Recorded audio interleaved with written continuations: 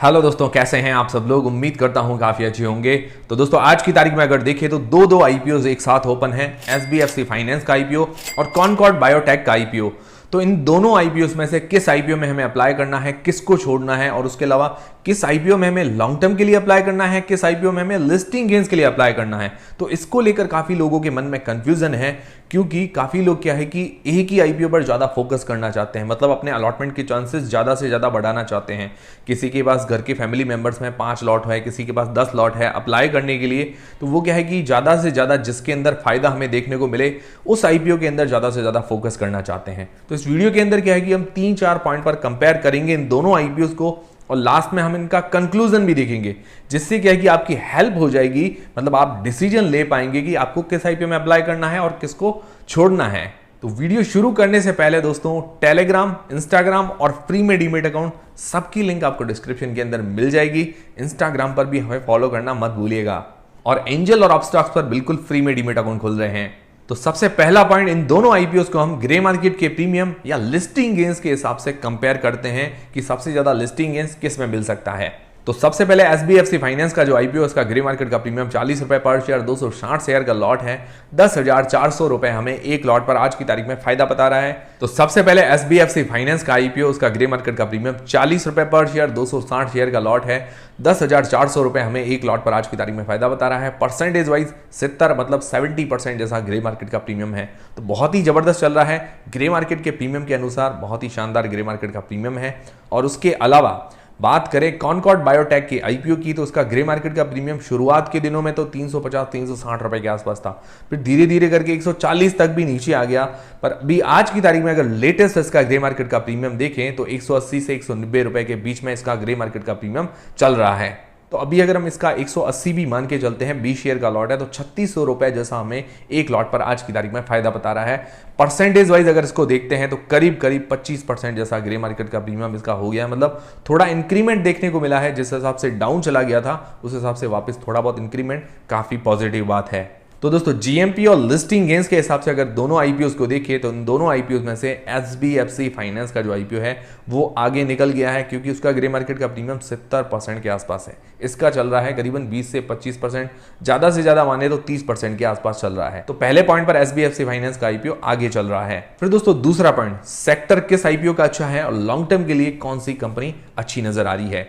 तो देखिए दोस्तों, एसबीएफसी फाइनेंस जो कंपनी है वो फाइनेंस सेक्टर की कंपनी है, लोन वगैरह प्रोवाइड करवाती है।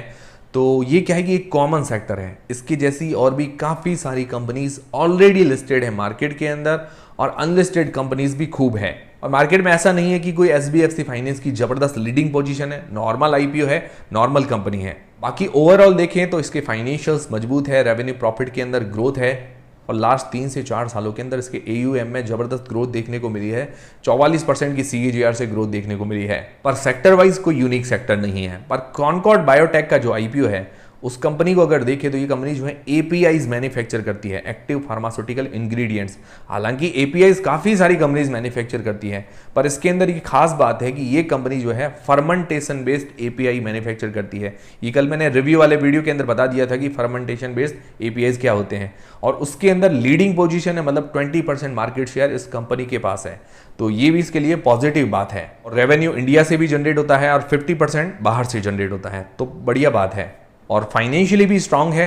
सेक्टर वाइज अगर देखें तो कॉनकॉर्ड बायोटेक का जो आईपीओ है उसका सेक्टर थोड़ा सा यूनिक है, फर्मेंटेशन बेस्ड जो एपीआईज मैन्युफैक्चर करती है उसके अंदर लीडिंग भी है। तो अगर लॉन्ग टर्म में देखें तो कॉनकॉर्ड बायोटेक का जो आईपीओ वो थोड़ा सा बेहतर नजर आता है लॉन्ग टर्म के अंदर। दूसरे पॉइंट पर सेक्टर और लॉन्ग टर्म के अंदर कॉनकॉर्ड बायोटेक का आईपीओ आगे नजर आ रहा है। फिर दोस्तों तीसरा पॉइंट है वैल्यूएशंस। तो वैल्यूएशंस वाइज दोनों आईपीओ को अगर देखें तो दोनों ही आईपीओ महंगे नजर आ रहे हैं, मतलब जो अपने पीयर कंपटीटर्स हैं उनसे ये महंगे नजर आ रहे हैं, सस्ते ये नहीं है। हालांकि ऐसा देखा जाए तो इतने ज्यादा भी महंगे नहीं है, पर ये दोनों आईपीओ सस्ते भी नहीं है, ये चीज आप ध्यान में रखिएगा।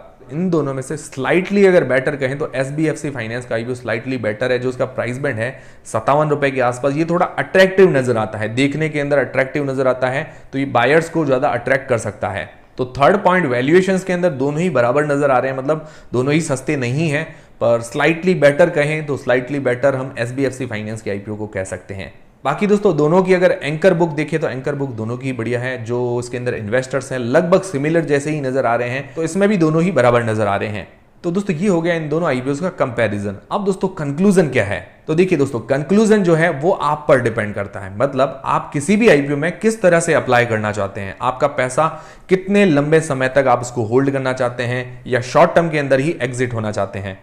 तो देखिए दोस्तों, अगर आप शॉर्ट टर्म में अप्लाई करना चाहते हैं और ज़्यादा दिनों तक अपना पैसा नहीं फंसाना चाहते हैं, तो उस मामले में अगर देखें तो SBFC फाइनेंस का जो आईपीओ है उसके अंदर लिस्टिंग गेन्स काफ़ी अच्छा मिल सकता है। मतलब शॉर्ट टर्म के अंदर हमें जल्दी ही फायदा देखने को मिल सकता है।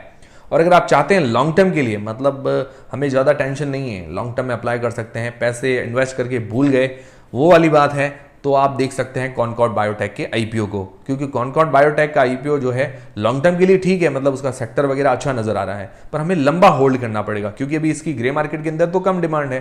तो लंबा होल्ड करना चाहते तो अलग बात है, पर आप लंबा होल्ड नहीं करना चाहते, शॉर्ट टर्म में प्रॉफिट चाहिए, तो SBFC फाइनेंस का आईपीओ ज्यादा बेहतर नजर आ रहा है। बाकी ओवरऑल दोनों ही कंपनीज ठीक है, बुरी कंपनी नहीं है।